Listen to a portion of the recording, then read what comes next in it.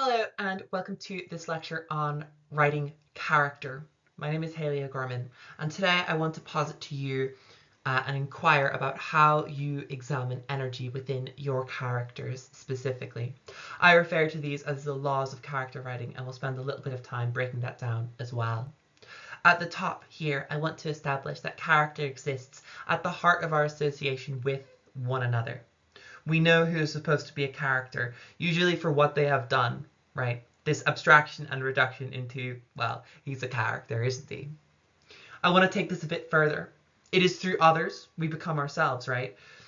Says Lev Vygotsky, this social psychologist, who also argues that we become ourselves through play.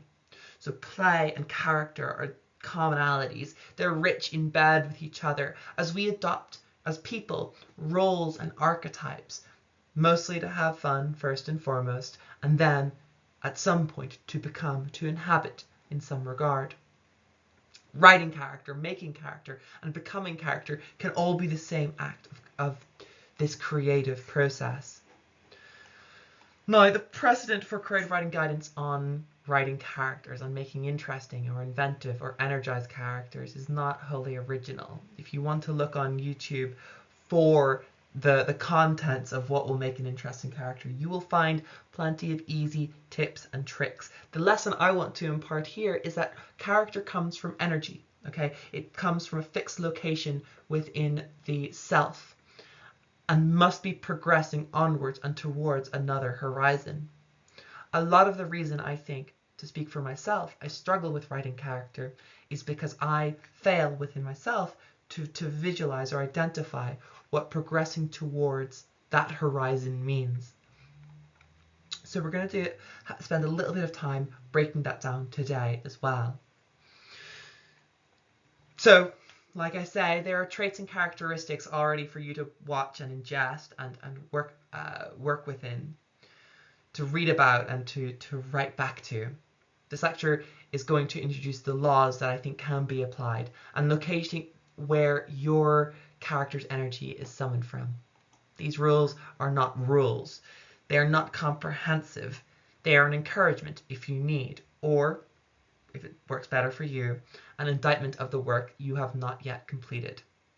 None of these are designed to be picked up and worked with immediately. Rather, I invite you to let them into your ecosystem, to your process. Understand what they do for you.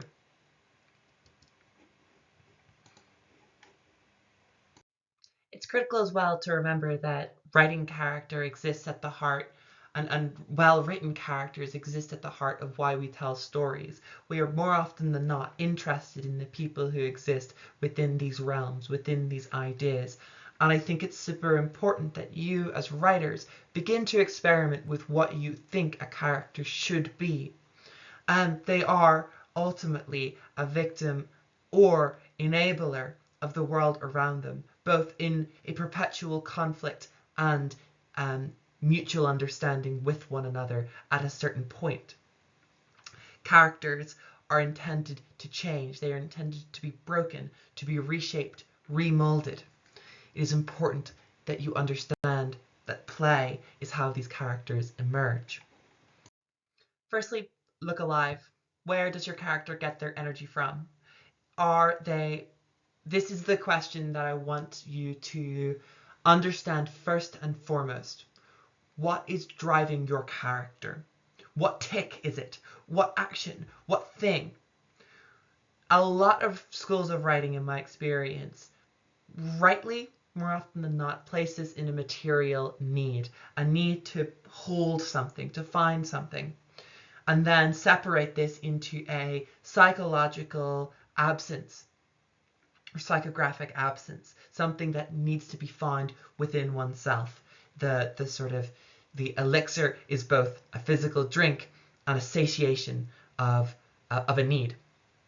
Where I want to approach energy here is that energy can be self-directed and entirely immaterial. I want you to think here of what is making your character wake up, even if that is a thin line. Where does your character get their energy from? Where is the source of this setting? And when we talk about a psychological profile, we're seeding contradiction into this energy, that our characters shouldn't really make sense. Think about the individual neuroses, paranoia, worries, needs, fixations, obsessions, interests, and the blurry lines between each of these different terms. How do they relate to what your characters are doing, what they are actively engaged in? Think about what they're trying to hide, the lighting that they have caught themselves in, what they are ashamed of showing. And in turn, think about what they're proud of. What do they want to show off?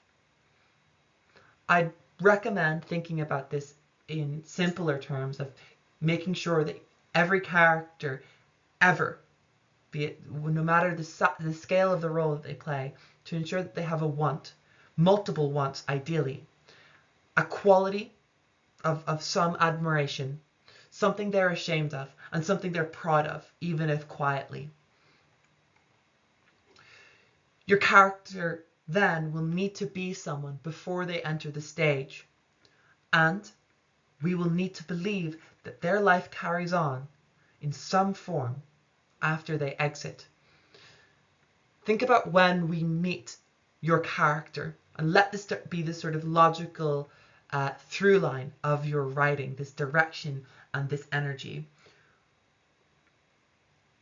Where you can take this further then is what we'll look at next.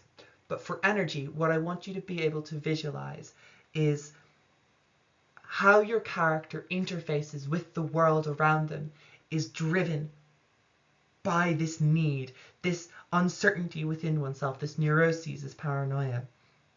They have to, for all that it is worth, find something or do something or keep doing something or live the simple life or complicate their own existence.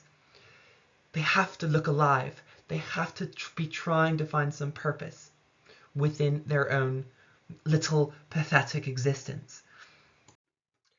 It is then doubly important that the narrative itself tells that the narrative is so clear that this is the most important time of this character's life.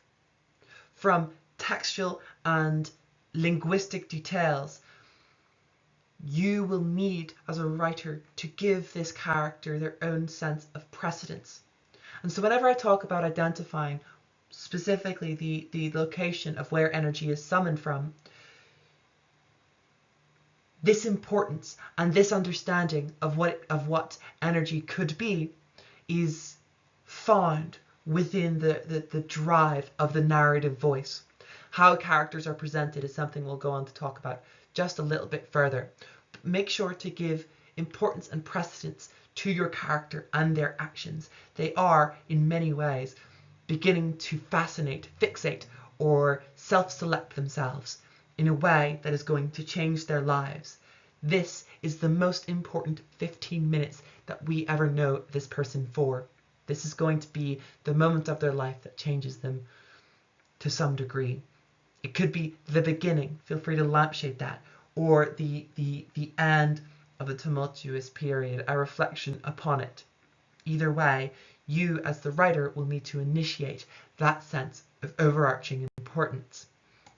Remember next then that your character's life exists off the page simultaneously.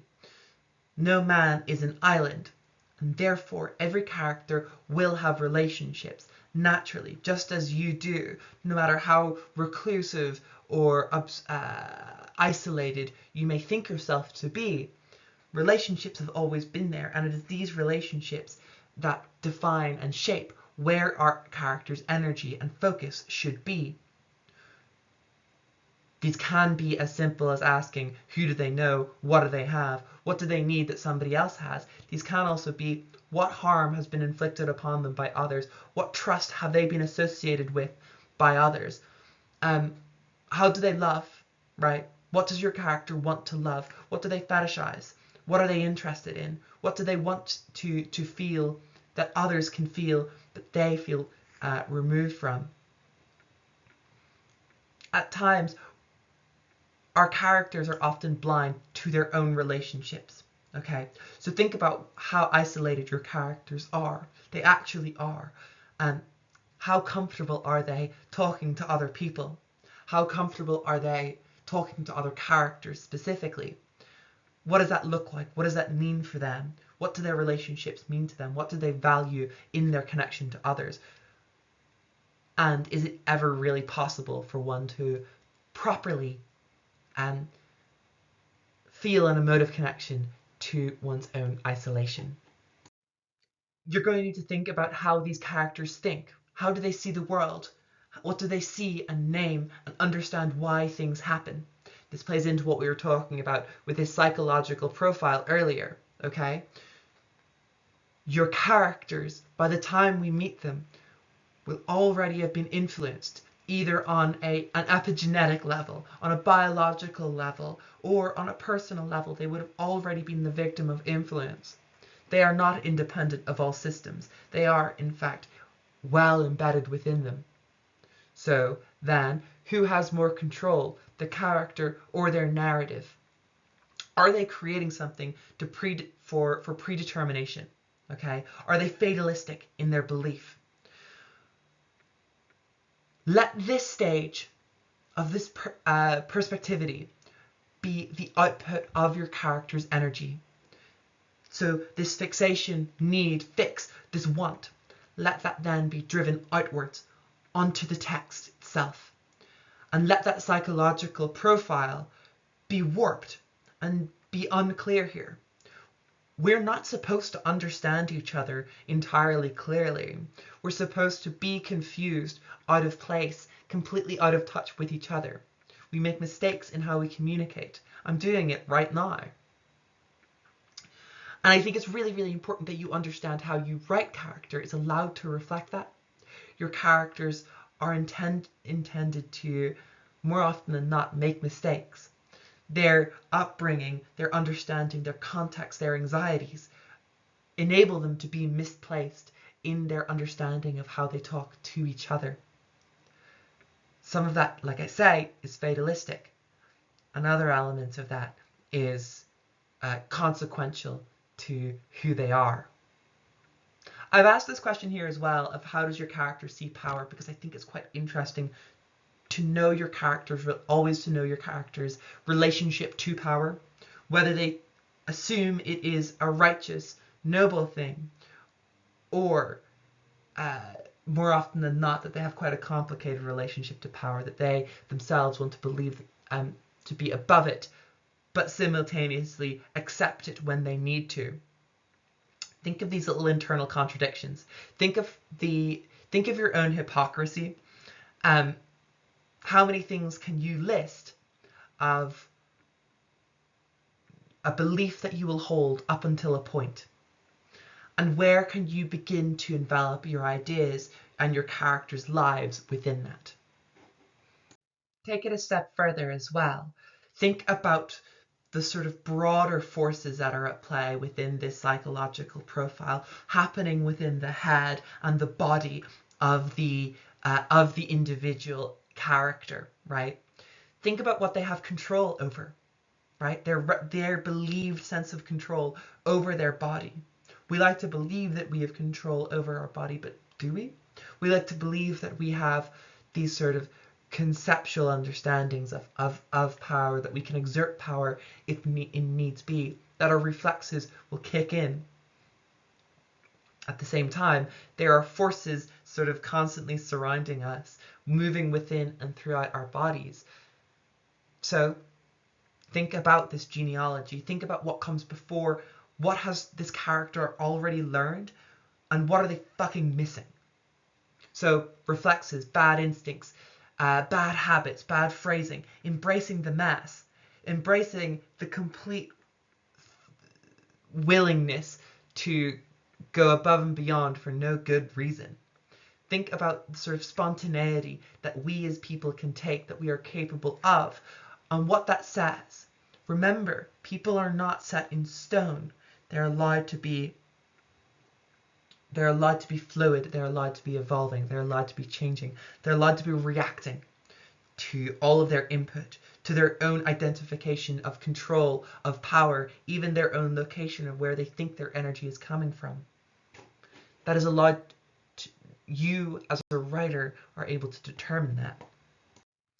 Lastly, disregard all of the above in place of meaning or saying something completely barbarous.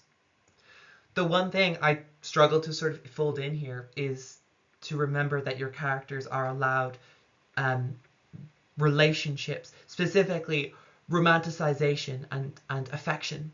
Your characters are allowed to love things within this. Simultaneously, disregard that as well in place of saying something completely barbarous. Have fun, build networks, and don't overcomplicate it, as I am one to do. Let there be relationships. It's never as clear cut, obviously, as you think it will be. Relationships and people are messy beyond belief, and rarely it's so clear cut or informed. People are sporadic and strange, and it's this I want you to remember. There is no way of writing character except for a patient understanding of essentially chaos embodied beneath a vessel of flesh. What works for you will work with time. You just have to offer yourself that patience. Thank you.